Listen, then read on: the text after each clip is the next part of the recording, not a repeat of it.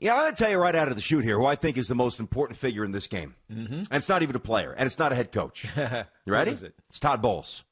Why? I think it's Todd Bowles. I think when you look at, now we'll divulge our pick, obviously, and even though we know, what Tiki's intimated all week, Bruce is his guy, Rondé's down there, so we know Tiki's picking the Bucks. I mean, come on, we're trying to hide this. Tiki's going to take the Bucks. I'll tell you who I'm going to get in a little bit. But you look at the first game, and there were a couple of turnovers on the part. The Bucks had 2 turnovers. Mm-hmm. They lost by 3. With these weapons, relatively low scoring, both south of 30. It was 27-24. The disparity in clock ownership, it was like 37-23. It was a huge disparity. Yep. And I look now. I really look at Fisher's absence. And I'm not saying that he's a Hall of Fame left tackle, even though he was he the first? He was first or second overall pick? He was first, right? He was first. I think he was first. And Jokel was 2. Yeah. Yeah, that was a weird draft, man. I remember doing that. That was a strange one. Get excited for that. That was E.J. Manuel draft, right? He was the first quarterback taken at like 16th. But was that the same draft? I think it was, because I remember very rarely do you see an offensive lineman go number 1, but 2 of them? Yeah, 1, 2. No, crazy. Like, how bad is the quarterback class? Yeah, how bad is the quarterback class that year? It was pretty rough. I mean, a lot of those guys are pretty much done. I mean, Gino's hanging by a string, and obviously most of them are gone. But I look at, without Fisher, even though he's not a Hall of Famer, he's good, and he's important to what they do, and he's carved out a great niche there in Kansas City. Once that Achilles rolled up, I mean, Todd Bowles has made a great adjustment against the Saints in the 3rd game. And Todd Bowles, who was at least on the periphery of maybe getting a sniff for job number 2, which, by the way, I think could come next year. I think that Todd could be. He didn't work out for the Jets, but I think he could be good. That's down the road. Wrong market. Wrong personality, wrong team. Coming after Rex, you went from Rex, who was up here, to Todd, who was very understated. It just didn't work, and they didn't win. Outside of the 10 games they won the first year, and they lost Week 17 up in Buffalo, so they went 10-6, didn't make the playoffs, and then it was downhill. But I think, to me, without Fisher, right, and you look at the weapons clearly that both teams possess, Todd Bowles was coming up with something creative no matter what. If they properly attack, which that they will, and Mahomes doesn't have time to throw, at least make the throws that he wants to do, and read the field and survey.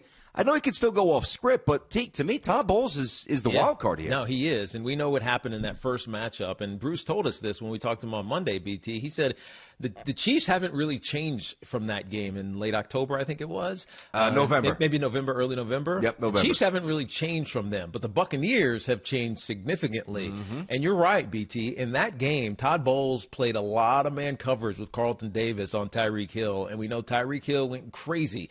Now, the belief was we got to send some extra rushers to get after Pat Mahomes. And so you man up one guy and you bring someone else, to hurry up Pat Mahomes. They took advantage of that because one of the greatest quarterbacks in football this season under pressure was Pat Mahomes. I think he was number 1. Wasn't he number 1? He was either 1 or Josh Allen was number 1. I remember in that game that they just recently played. The stat. Yeah, the stat was like they were 1 and 2 against pressure in the league. So it's not a good way to stop this Chiefs offense. Mm-hmm. The good way to stop this Chiefs offense is to get after him with 4. And you bring up an excellent point, BT, because Eric Fisher being left tackle out for the game, Mike Reimers has to go over to left tackle to take on JPP. But that puts Andrew Wiley, who's a guard, whose pressure rating, a grade on PFF. Here we go. It's horrendous. The PFF reference, I love it. It's horrendous. It's low. It puts him on the right side. What's it like in the 40s or 50s? It's low. I want to say 39, BT. I can't remember. It's red. Let's put it that way. Because PFF is color coded.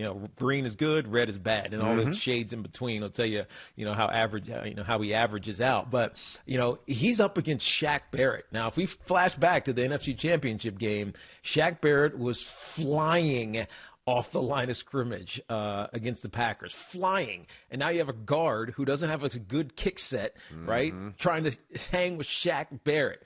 Now, the reason that he can get away with this, I think, and this is why they can get away without bringing extra pressure like they did in that game back in November, is Vita Vea is healthy.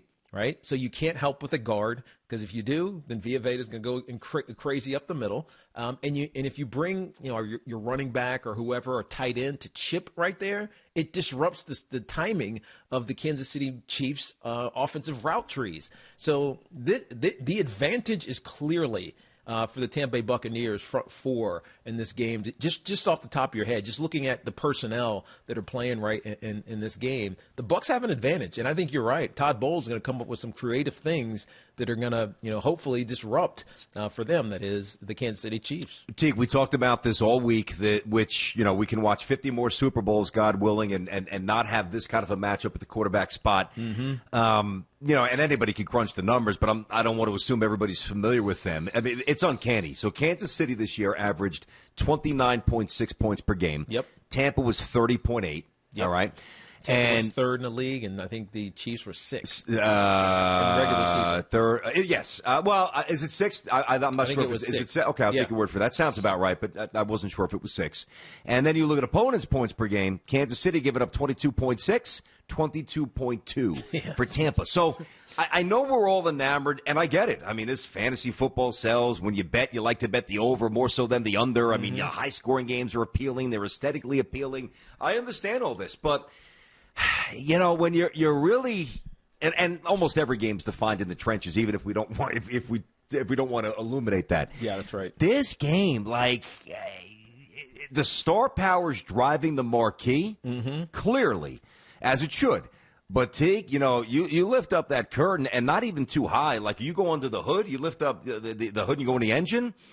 I think it's coming down to stuff that people don't love to talk about. Yeah. But that's what's going to determine this game. And by the way, I'm not even going to wait. I'm taking the Bucs. I'm taking the Tampa Bay Buccaneers to win. Yeah, I think the Bucs will. That Fisher injury.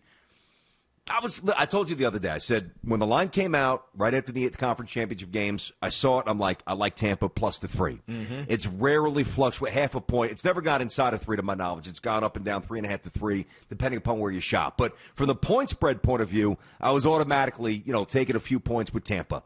Now, just more importantly, for most of the audience, straight up winning the game, I mean, I'm never going to sit here and say I'd be surprised if Kansas City wins because they're that good. Yeah. But I'm pretty confident Kansas City that Tampa's going to win this game. Well, the thing I feel pretty good about that. We were just talking about the Tampa Bay defense, BT. The question is, can the Kansas City Chiefs defense be disruptive? And we're talking, Frank Clark interior, or Chris Jones.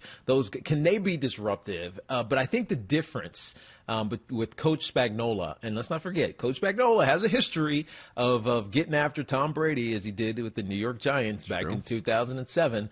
Now, that Giants defensive front was stout with OC and Michael Strahan, OC Umenyiora, and Michael Strahan, and JPP was on that team as well. So if you can get after Tom Brady, then you can frustrate him and keep him scoreless in the first quarters, BT. But the only way I think Spags can do that with this Chiefs defense is to bring extra players from the secondary. Now, we talk all the time about Kansas City Chiefs. Good luck. You get them one-on-one, they're gonna burn you.